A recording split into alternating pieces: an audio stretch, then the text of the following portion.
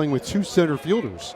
And those guys, Torres and Peralta, are covering a lot of territory. Yeah, and it's interesting because Torres was the opening day center fielder for this Hurricane team and got off to a slow start offensively. And because of that slow start, they went to Peralta as the center fielder. He started swinging the bat well and got up there in the mid 300 batting average range. See the swing and miss here first. Good big hack there, but you see that fastball gets right by him late on that. And you see as he throws it back, Smith does.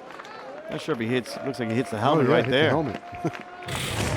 You don't often see that. Here's the pitch. Off the fist popped up. Cuvée hoping for a play, so is Ogden. Cuvée behind the dugout makes the catch for the first out of the ball game. I'll tell you what, Joe, a good sign early in we showed some stats as far as Miami and what they've done over this winning streak and winning the last 4 series, of course, in the ACC. A lot of it, you talk about the hitting and getting some timely hitting. They're hitting better than they have throughout the season. But the pitching has really been the big story for me for this ball club. Next one from Hugas, a swing and a miss. He struck him out. Almost looked like a sweeper. Yeah, and a little bit low, says Brian Miller, but that was close. And of course, with 3-2 count and 2 outs, you're going to have the runner going on the pitch here, and we'll see if Miami, they're going to keep Renzo on first base. I've always said I like moving the first baseman back, give him a little more range at first. Runner goes. He struck him out. That's all for North Carolina State. So in the first inning, Hugas gives up a leadoff single. And the pitch. Picks on the first one he sees and fouls it away. Yeah, and the one good thing also, not just what he does on the mound as far as pounding the zone, high strikeout guy. He's a guy that does a good job of keeping runners close to the base. This is a guy that it's hard to steal against him. Miami, who has been very opportunistic on the bases when they've been able to get on. Instead, Gavin keeps it closed, just drives it right back up the middle, and the Hurricanes with their first base hit. And here is Cuvée leading the club over the last 10 games at 371. 5 home runs, 17 RBIs. Takes the first one in there for a strike. Why do you think he's turned things around? Cuvé's a guy, as I mentioned, as good as a year as you're going to see out of a freshman campaign last year. Had an incredible summer, had a great fall. His pitch was a breaking pitch for a strike, but he takes it. He didn't swing at it. Earlier in the season, he was a lot of first pitch swinging. So what happens, teams were saying, okay, you're going to swing at the first pitch. We're going to throw pitches off the zone. We're going to change speeds on you. And either he was putting the balls in play and not having success or swinging and missing. Now he's like, okay, first pitch, breaking pitch, I'm going to just sit on it. I'm not going to do nothing. Okay, they get it, called strike. Now he's got an 0-1 count. This is the catcher. Why would he even throw over there? But they go first move. Now you had a runner in scoring position, another base hit. You might be having a 3-0 ball game here. For a catcher, he moved down there swiftly. Tavares picks it in there for a strike. 0-2.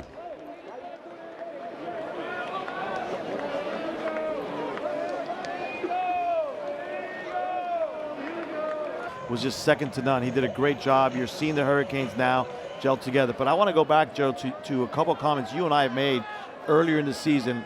One of them was we talked about this roster and the turnaround from the roster. These were kids coming together for the first time, and it wasn't 5 or 6 brand new kids. It was basically a brand new team that they threw together. It takes time for teams to come together, and maybe Miami's team just took a little longer than most people expect. Or Laz Gutierrez go out. I seen him walk to the mound, but he hasn't thrown a pitch yet. So these guys could only do what they could do to prepare the kids. It's the kids that win and the kids that lose.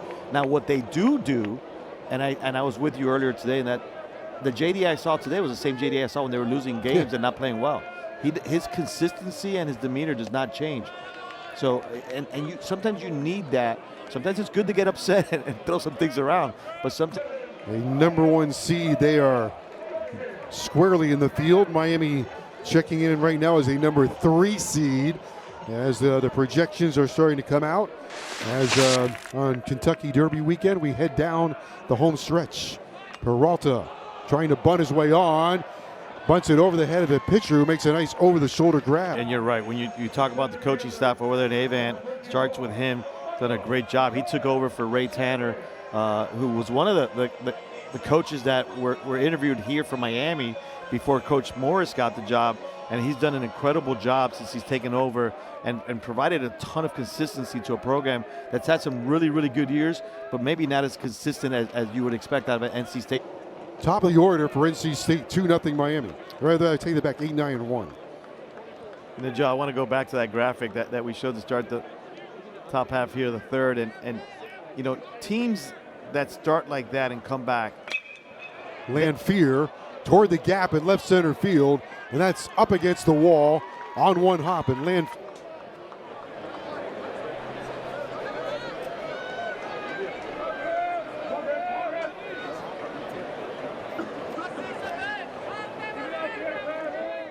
Heavner waiting on the 2-1 pitch. And now the count is even at 2-2. Yeah, Hugus, that last pitch, not the one they just called for a strike, the base, but he gets his job done. And now the Hurricanes with the first threat against them of the game. NC State with 2 runners on. Here's Hogue and the pitch. First ball swing, lifts it foul the opposite way. Hugus against Boston College in his last outing went 6 innings. Allowed 4 hits and 1 run.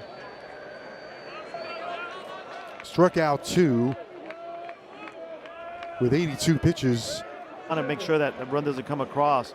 So he does a good job, but good job of hitting there. Scrappy at bat, gets the ball out to the center field deep enough to score the run, and the Wolfpack are on the scoreboard. Here comes McHugh. McHugh struck out in the first inning. Tying run is out at second base. Miami leads it 2-1 on a Cuvée 2-run homer. Went up there and he took a chance and got a shorter hop. But in doing so, he saved a step or 2 and made that throw get in a little bit earlier, making it an easier play at the plate. So a good job all the way around, especially at the front end of that play. We've got a good ball game here, 2-1 Miami. And they have not really solved this left-hander, Dominic Fritton. He gave up the home run to Cuvée.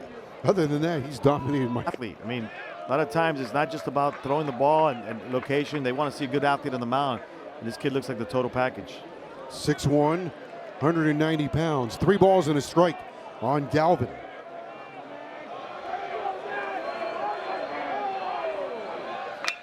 He lines this one left center field. Hogue on the run. That one's up against the wall. Head fields it on the warning track. And Galvin trots into save. He's 2 for 2. Another 2-run homer for Daniel Cuvée. This one just to the right of the light pole, and Cuvée is homered twice tonight. I'm going to have to apologize to Mr. Cuvée. Stay aggressive, young man. Stay aggressive. Oh, boy. I mean, that wasn't a bad pitch. You know, and those runs, anytime you give up a run and your offense is able to come back and not only recapture that run, but add an extra one to it, it just gives you the confidence it gives your team, the momentum it gives your team. You go from thinking, okay, you know, it's a 2-1 game now. They're crawling back into it, and now with the swing of the bat, you're up 3 runs. You're feeling better.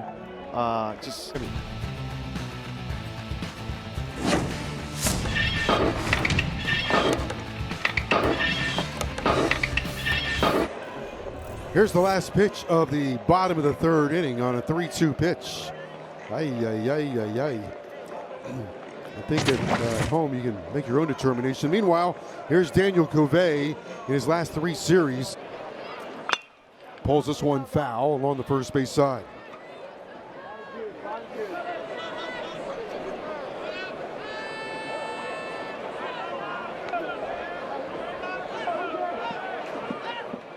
Hugus looks in. He's allowed 1 run on 5 hits. Has pitched around. Some trouble here tonight. Pitch number 54 coming up, the 2-2. A swing and a miss, he struck him out. Yeah, third strikeout for Hugus. Yeah, nice pitch there.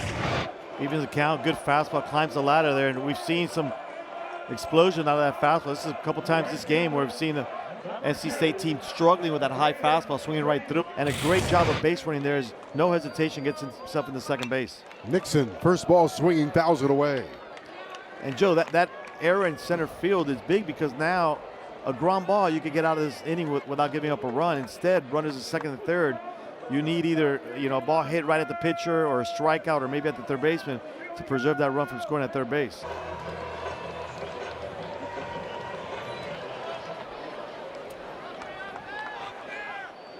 Lanfear doubled his first time up. And the pitch. Outside ball 1. Great start for Miami Dreamland. 2 home runs by Cuvée. They led 4-1, now 4. Yeah, and really the right play there. I mean, the ball's hit to his right, hard hit. He's got an easy play right in front of him. There's no reason to try to throw it to first base. You have him right there. Just don't rush the throw. I think he just rushes a little bit too much. Easy play at third base if he makes a good throw. Instead, NC State, they tie the game, and you got still one out of the inning with a runner on.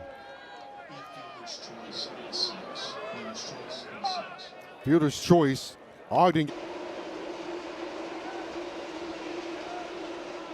And Joe, I talked earlier about the importance of getting into the bullpens for both these ball clubs, and despite some of the early fireworks by the Hurricanes offensively, a nice job at Fritton by keeping that pitch count down. He's just thrown his 44th pitch in this game. But a couple of tough errors in the last inning have allowed NC State to tie the game, and give State credit, they put the ball in play. And Joe, for Fritton on the mound, if you're Miami here, 2-0 count, you got your leadoff guy on. I know you're showing the bunt. I'm not sure, I wouldn't tell Peralta, hey, make him throw a strike here. I mean, this is a guy who's got 36 walks over 63 innings, so he does from time to time give some free passes up.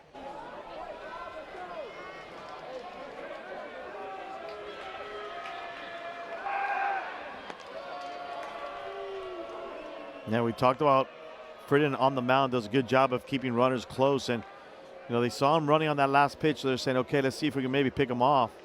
And I'm not sure they're going to be sending him here again. Gonzalez fights that one off and fouls it away.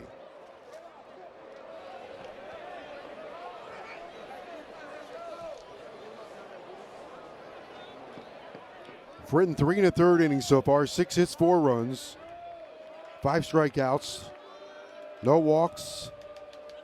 Pitch number 58 coming up. A swing and a miss struck him out.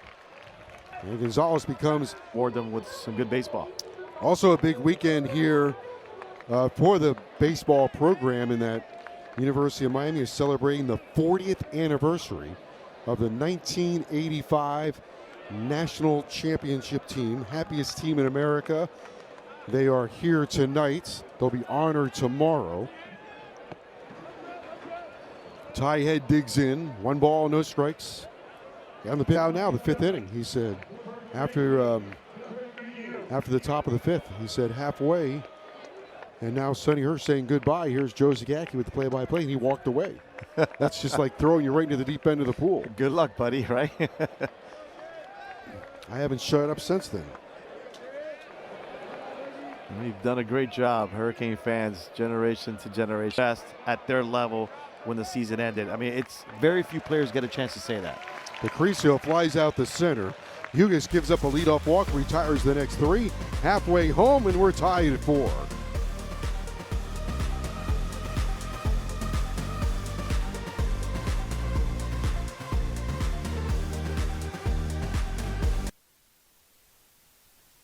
He has 2 home runs. Is Cuvée going to see a pitch this at bat? Well, it's going to be interesting the way this inning is setting up. If they have an open base, I would say no. I don't know how you pitch to him. You almost can't. It's impossible. You got a lefty on deck, and Gonzalez, who's had a tough day against Stratton on the mound. Why are you chasing the guy? He's chasing him to tag him, and he completely misses him. Nothing. He doesn't lean into him. Nothing there. I'll tell you, give Ogden a lot of credit, because he fought his way to third base. Nothing. Right? And does he catch his foot? The only thing, does he catch his foot? He doesn't. What an incredible turn. He's going nuts. He's not happy. Yeah, and right now, obviously, he can't be upset at the call on the field, because the call on the field is reviewed. You see him looking over his shoulder. He's looking at the third baseman. Probably doesn't have a lot of great words. This chili is warmed up as Cuvée digs in with 2 home runs tonight. A blast of power and poise both times up. He digs in. That's what they're trying to do. And that's why I say you want to make sure you're aggressive at the plate, but understand what the other team's trying to do against you. But with first base open and a lefty on deck, I don't like this. A moment dripping with tension. 2-1 pitch. Pulls it on the ground, foul. Now it's 2-2 with 2 on and nobody out. In a 4-4 game here in the 5th inning. 2 teams that have each won 9 of them, and third baseman playing at the cutout. second and shorter backed up. Yeah, you just got to put the ball and play on the ground up the middle somewhere. And right there on that pitch, you saw Gonzalez, that right shoulder flew open. Gonzalez, when he's hitting well, and I've said this throughout the season, that right shoulder stays closed and he's driving the ball the other way. When he flies open, that's when he can be beat. On that last pitch, he flew open. No balls, 2 strikes in the pitch. A swing. It's an Ogden, and you got to be careful as a base runner. Obviously, with 2 strikes, a ball in the dirt, you want to be aggressive, but you don't also want to run yourself out of the inning, especially on a 3-1 pitch that you're about to see here. 3-1 from Fritton to Smith.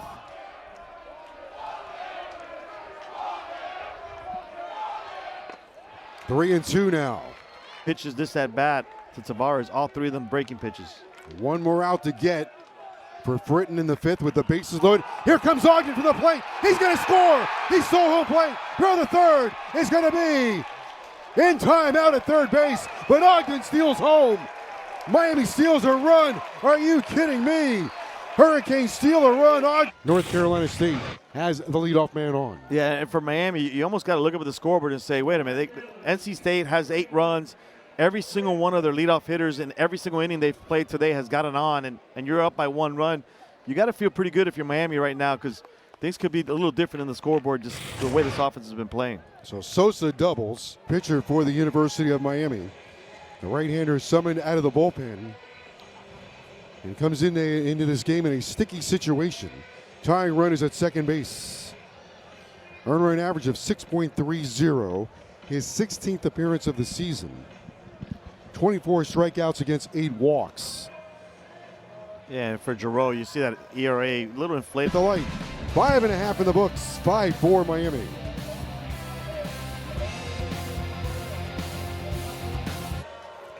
Well, can the sack race have more plot twists than what the last 2 innings have had? Probably not. If you're a fan of excitement, you must be a fan of this game, because this game has provided quite a bit of excitement, especially over the bag by the shortstop. DeCrisio throws out Peralta. Peralta now 0 for 3. 2 outs, nobody on for Renzo Gonzalez.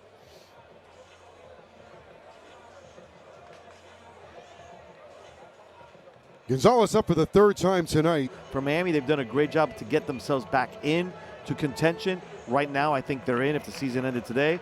Of course, there's still some baseball left, so we'll see how it plays out. 10 important games to go. Carson Fisher is Miami's 3rd pitcher of the night. So Fisher coming up for the 23rd time this season.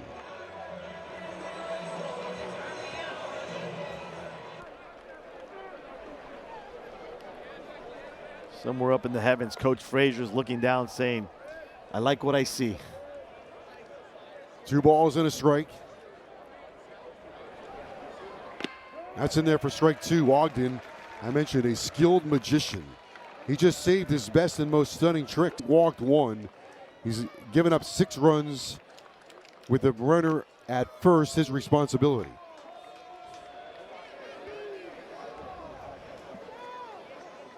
One ball, 1 strike to Gonzalez.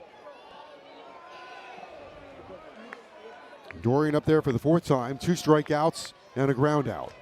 Cheer. 15-7 when they've fallen behind.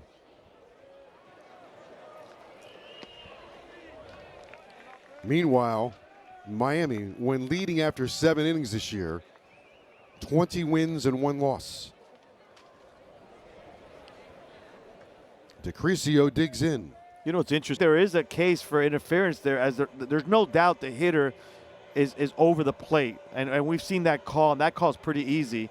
So I think one way or the other, I think he's safe as second. You think he's safe? I think he's safe. I think by the time his glove hits the calf, his foot's on the bag. Now, is it enough to return it, reverse it? Let me clarify. ACC Network tomorrow. We move on to the network. Yeah, so you do get 2 video review challenges per game, according to NCAA. So, again, the NC State has already reviewed twice. Both were not overturned. So, unless it's a scoring play, there's different rules that allow you to have another one. But it's about teams in the ACC. And talking about the ACC, Joe, you know, some pretty important games out there. You mentioned NC State, top team in the conference coming into today's action. Clemson and Florida State both following closely behind are in the top of the 11th inning in a tie ball game, 5-5. Georgia Tech has already won their game and out on the right side. Walters has a sign he likes. I imagine it's number 1. Here comes the pitch. Foul back onto the screen, 0-2. Fastball all the way. Yeah, and you watch, I'm not sure if we're able to look at him again before the pitch. Just watch the intensity, watch the breathing, but then watch him also kind of almost compose himself. NC State, 4. NC State trying to rally. Here's the pitch. Outside, ball 1.